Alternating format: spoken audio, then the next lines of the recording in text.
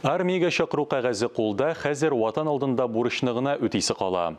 Түбән Камадан бер төркем егетләр Россия кораллы көчләре сафларына хәрби хезмәткә китте.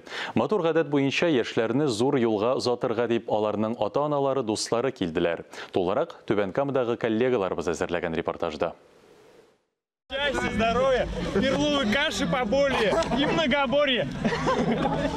Хәйр Фатиха сүзләре, котлаулар, кочаклашулар, эшкерсез теләкләрне булачак солдатларга дуслары, әти-әниләре юллый. Зур юлга кузгалучылар арасында Нәфис Гарифуллин да бар. Якыннары белдерүенчә, күңелдә шатлык катыш, борчылу хисе. Мин бүген улы малаем Нәфисне армияга озаттым. Исән сау-гына, матур гына, тәртипле генә, исән сау-гына служить итеп кайтсын, көтеп калабыз. Biz bugün Nefis'ne Garifulin uzattık. Biz onu kütüp kalabız.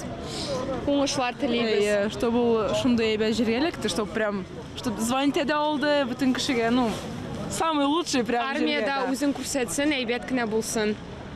Без аны көтәбез.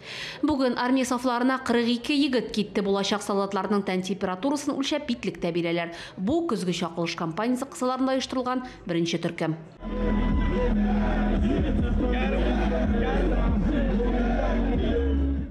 Быелгы көзгө чакырылышта Түбән Кама районыннан 300дән артык егет армияга китер дип планлаштырыла. Икенче төркем 21 октябрьгә юлга кузгалачак. Яшьләрнең кайда хезмәт итәчәге Казанда янәдән тикшерү үткәч билгеле була.